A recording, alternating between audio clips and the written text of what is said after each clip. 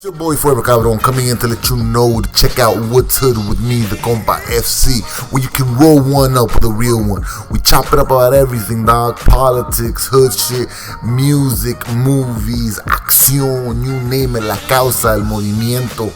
We want to tackle things about looking at your culture differently and all that good shit. So if you want to look into that, if you want to find some self-love and self-worth, dog, check out a Compa. Roll one up with a homie, dog. Every Tuesday and Thursday, right here on Binge on this. Check a homie out, dog. Stay up late. All right, cool. All right, welcome to Sam of All Trades, a Binge on This show. Binge on This, where you can find other shows like Roll 420, our D&D and Call of Cthulhu campaigns. Reading Ronin, where tales and fables are read by Bryan. What's Hood with Forever Cabron, where we get an introspective dive into the Latin culture. And This, That, and the Other with me, Sam, well, that's me, and Bryan, my co-host, with the most.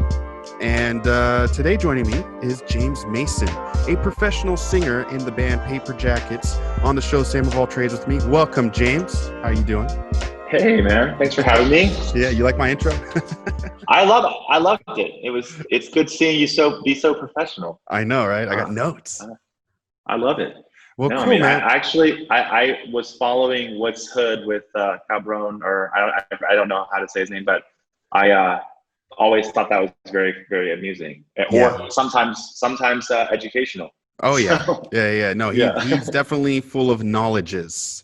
Yeah. So, James, now that I have you here, because we're gonna keep this short and sweet, tell me a little bit about yourself and how you ended up doing what you do. You know, explain to the people what you do.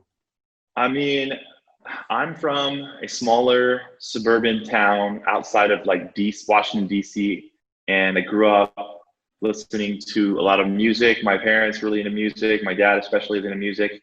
And I loved Elvis Presley and I loved Frank Sinatra and stuff like that. And then I got into like my teenage years and started playing in bands and moved to California when I was 17 in a band. And like, you know, that didn't necessarily turn out how I thought, but all throughout my teenage years, I've been a part of bands, whether playing bass or singing and playing bass or whatever, and some guitar. So I've always just had a background in that. I had a musical theater background as a kid.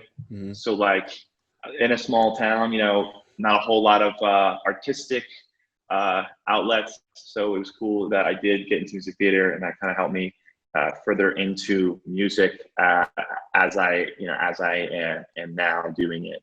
So, and what I do now is I play and sing in a band called Paper Jackets. We are like a indie rock or pop alternative band. We're actually going to be on, I don't know when this airs, but we'll be on K-Rock tonight or tomorrow night on their new Discovery sort of specialty program, which is cool. And just basically been putting out records and singing and playing music, playing my heart out. That's awesome, man. That's really cool that you're going to be on K-Rock. K-Rock's awesome. So what do people think you do? Friends, family, fans, whatever it might be, compared to what you actually do? Oh man, that's like a brilliant question. You know, it's like those memes you see, like what my family thinks I am, what I think I am, and what other bands think I am, or like what other people think of me. Yeah. I guess that's a funny one. So I think like what people think, depending on the day and who you're talking to and how good the state of affairs are, you know, I think people generally think that I express myself through music and that I'm kind of a dreamer and you know, maybe even a make-believer type of person. You know, like I said, I come from more of a conservative background, so I think at times it's easy for people to have sort of a judgment of like, oh, this guy, he's just like living in LA, playing his music, and he's such a softie, right? And, you know, maybe he does some hard work, but I don't know. It's all kind of a bunch of liberal nonsense, right? Or I think that's what people think. And then, but in reality, and you know this from running your own show, I think it's a lot of work that people don't really, not that they would ever in a million years know in the first place, because they never had to do it or don't know what goes into it. But there's a lot of work. There's a lot of pleading and sort of paying your dues and a lot of work that goes into it. So I think how that compares to what I actually do is, yeah, like, well, I'm not 20 something years old anymore, which may come as a surprise, but so I feel like all of the crazy nonsense that was my life at one point is slowly and surely like I'm pretty by the book in terms of like rock and roll or like music, you know, as far as people playing music. But I get up every day and I try to, I feel like there's like this like ticking clock that's like, have you accomplished your dreams yet? Like, have you, you know, achieved everything you want? So in my mind, I feel like what I do is get up every day and I try to make that happen. And that's amazing. I mean, because it's pretty hard when you don't have, you know, like it's not like a normal job where you're like, well, I do this for so long, I'm going to get ahead and do this. It's a lot of you have to push yourself and motivate yourself. Totally. You've been working with labels now for a while. You said you have your own process of making these songs and everything like that, but how has that process worked tandem with these labels? Like, what's that process like with having other people tell you how to go about it? Luckily, it's been better than other stories you might have heard, like, you know, so-and-so bands, you know, has no control, let's say, of, you know, their artistic expression at all, or very little, or it's like that movie, you know, That Thing You Do. I don't know if you remember that movie. Yeah, like, it's with Tom Hanks. I love it. Yeah. So it's like, you know, I think there's a lot of truth in the movie and what this question is like, or in the response of the question is like, do you control your shit? And the answer is no, not always. And even if you do, you really don't, because you still have to share that decision process with your band, producer, manager, whoever, other external forces. And I think, yeah, like at the end of the day, the people who invest in it, the label and all that, they know that it's a huge investment for them. So like, if they don't just personally, like, they don't like it, or if they don't think it sounds enough, like, even if they like it, they don't think it sounds enough like it fits in with what's happening, you know, today's alternative or whatever, that, you know, so there's always some kind of hindrance in that way. And luckily for us, I think we've been lucky. Like, there's been a few times, like, to be honest, where I was super bummed, severely bummed by some decisions that came from above me. But most of the time, it's not me that's the one that's bummed. I'm usually pretty happy. And I actually got to say, like, most of the time, it's almost all the time, if I was bummed at one point, it turned the corner and went around this way and that way and ended up coming back better than the original thing I was bummed about. So, like, I'd say, like, there's a good amount of patience that's allow yourself, just because you never know, like, how it is going to end up. But yeah, no, like, to answer the question quickly, I'd say, yeah, it's like not always your say. Yeah, sure. but at least you got them in your corner. They're trying to make some money. Yeah. So you've recently, or your band Paper Jackets has recently released the new album Souvenirs with your new single Miss You. I really liked it. And normally when you release an album, there's these steps you go about. You go to these stations, you tour a little bit. Right. With the pandemic and all that's what's going on right now, how has that affected an album release in this day and age? Wow. You know, it has truly affected it in ways we are still learning about and trying to kind of like maneuver. I'd say everything from like normal press coverage, which has now become abnormal, and sometimes could be abnormal in a good way and sometimes abnormal in a bad way. So the people like at Rolling Stone or Billboard who got furloughed for the indefinite future, who, you know, whatever, who aren't writing about Paper Jackets because they don't have a job. Yeah, like that kind of sucks, you know, from the press perspective. And then you've got like all your touring and traveling and in person, we'll just call it in person, sort of the face-to-face kind of interaction, and that's been limited. So yeah, it's really been not good. And we feel lucky that we didn't put too many eggs in that basket before the pandemic. We kind of saw the pandemic coming like a tsunami, and somehow like ran quick For enough the hills. to the hill. Yeah. And it was like, okay. And now we're sort of figuring out how to float. But like, I think one thing that has been cool is adapting to all of that with like sort of virtual concert series. And a lot of bands are doing that, which is kind of neat. And so we've done a lot of filming, even outside or on top of the actual like proper music videos that we've made. We've done a lot of like virtual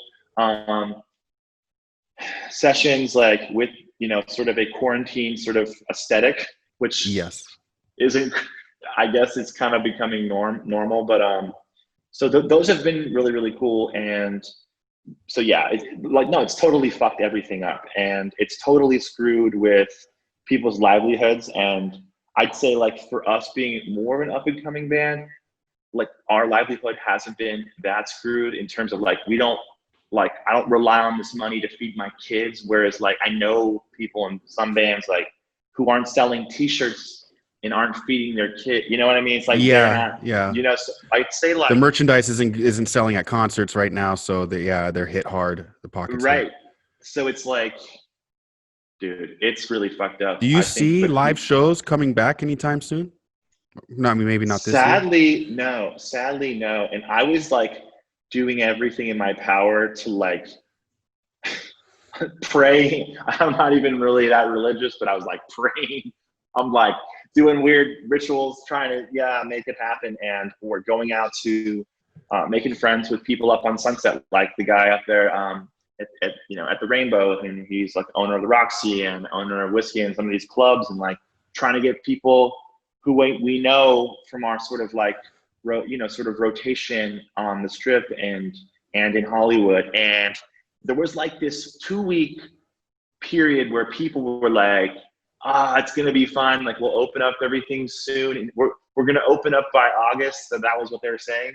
So I had my hopes high for that, and I don't think it's gonna happen. Actually, I wouldn't be surprised if we're sitting here fucking next year, maybe not this far into the year, but like March or so, and we're sitting here and being like, what are you doing? Are we gonna go back to the baseball game?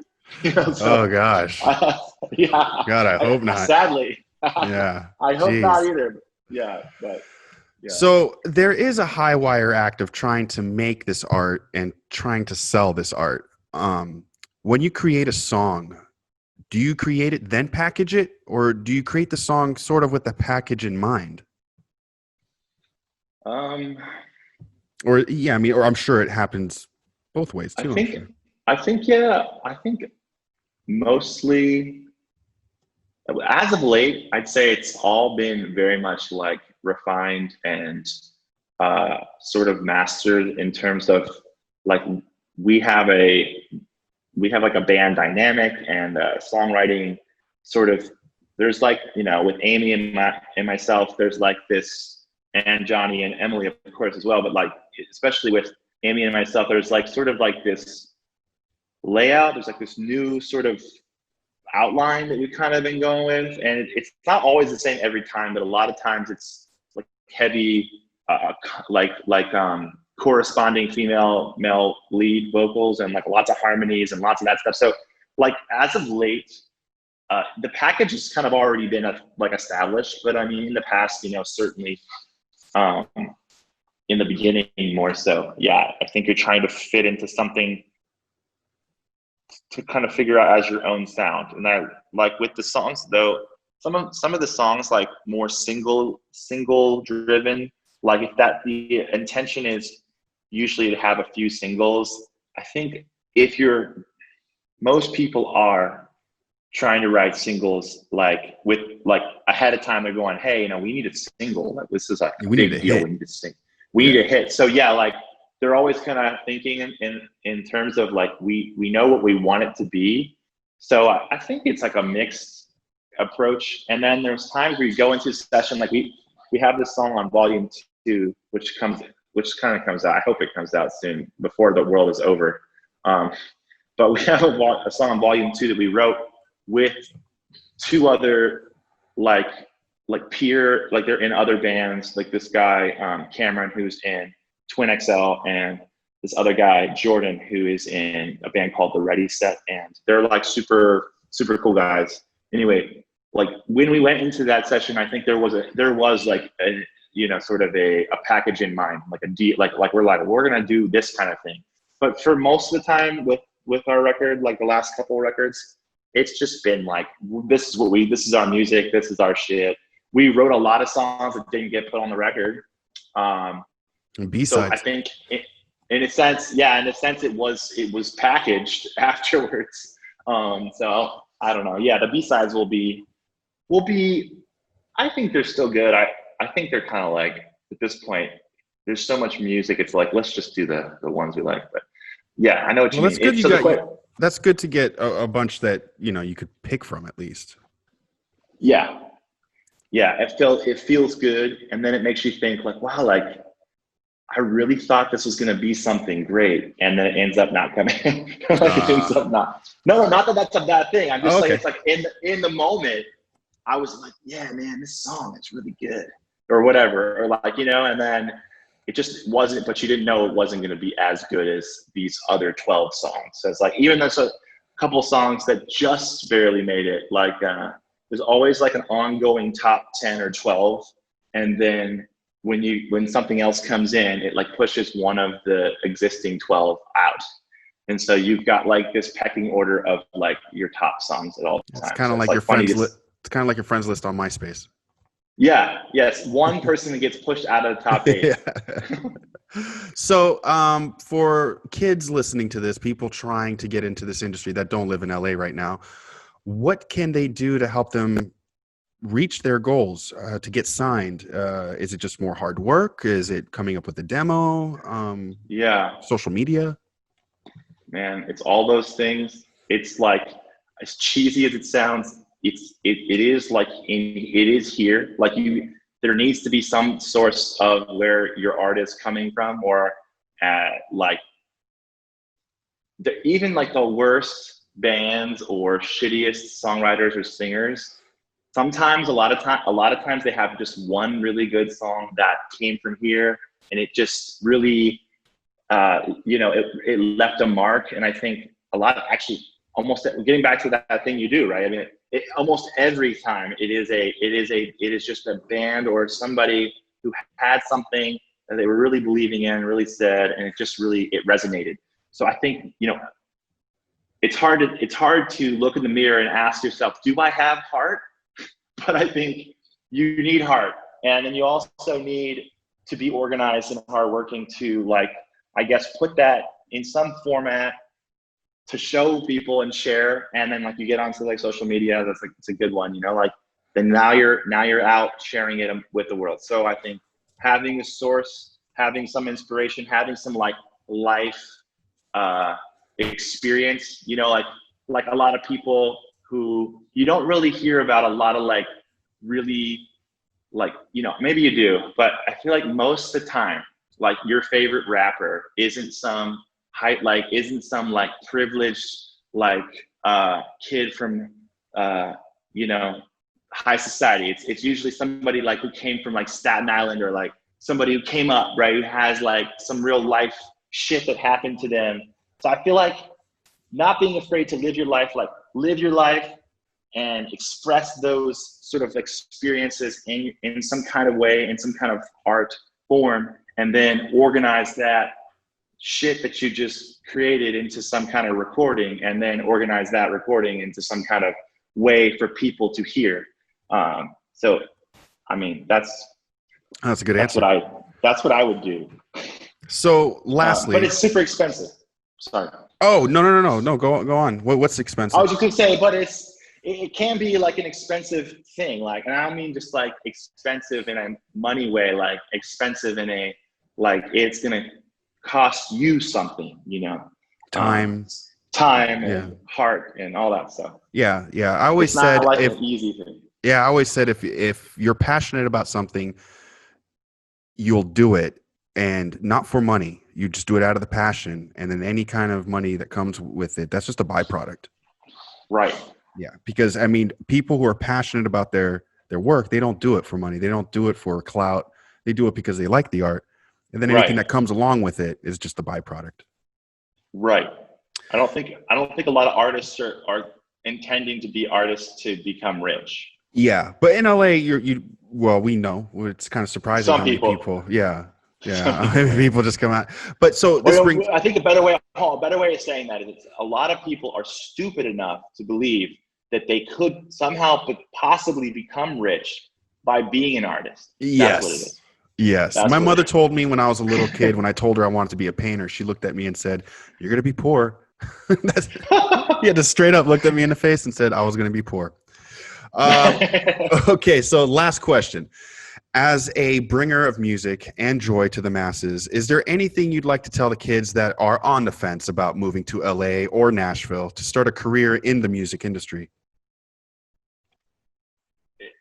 I tell them if they're on the fence, I'd say, is there anything they should know or should realize?